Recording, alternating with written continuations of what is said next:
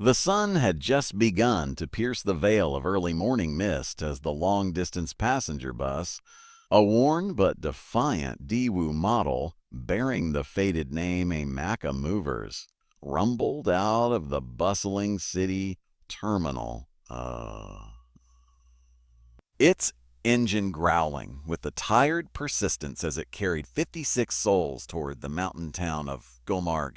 a 6-hour journey through twisting highways, precarious ridges, and winding forest passes where fog hung heavy and the silence of the peaks could turn deadly.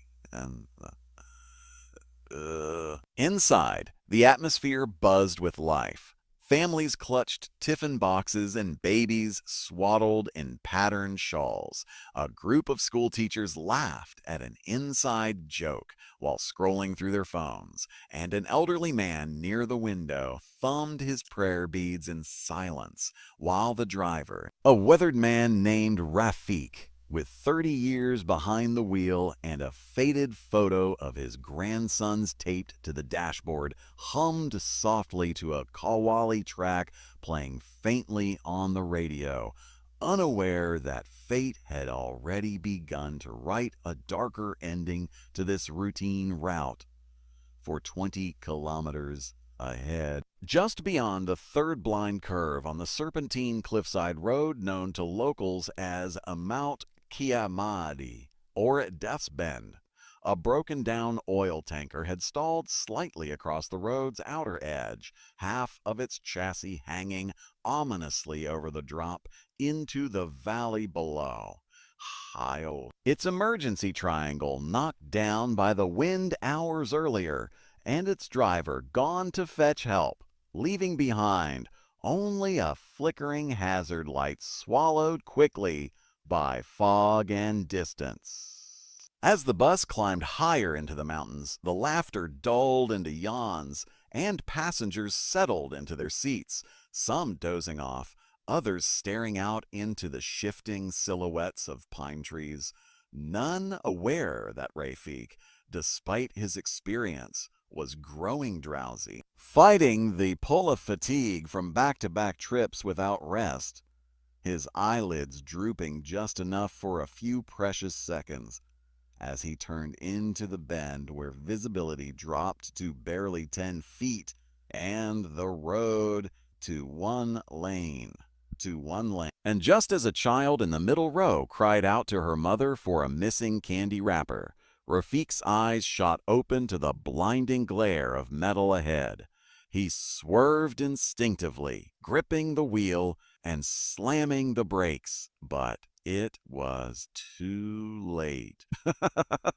The tires shrieked and the massive bus fishtailed, its rear end skidding violently and clipping the tanker's edge, sending both vehicles lurching in opposite directions. The tanker shuddered, tilted,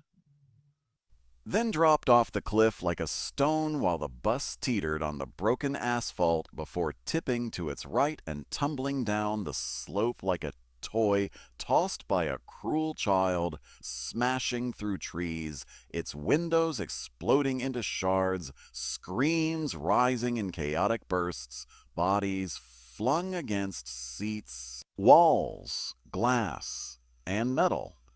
as luggage became deadly projectiles and the engine roared with a dying breath before the wreck finally came to a gut-wrenching halt, upside down, crumpled like a crushed tin can, wedged between two massive rocks above a roaring mountain stream, the silence afterward broken only by the hiss of steam,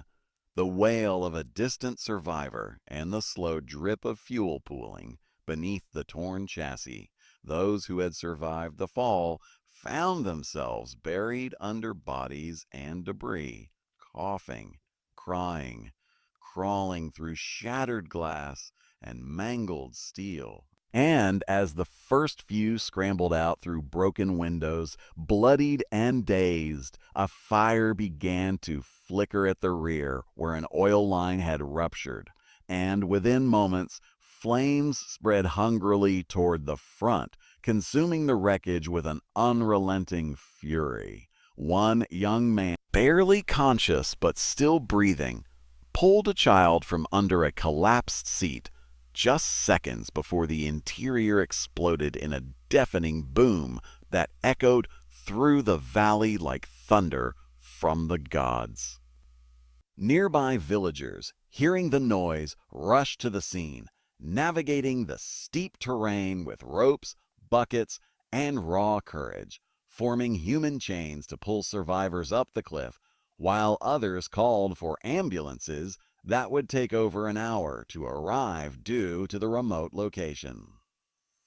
Amid the smoke, the cries of the injured, and the frantic efforts of strangers, time seemed suspended as stories ended, lives changed, and memories were scorched into the stones. Rafik was later found near the engine, one hand still gripping the steering column, his body shielding a teenage boy he'd tried to protect, while 23 others were confirmed dead at the scene, 12 critically injured, and families across cities and villages left to mourn the loss of fathers, daughters,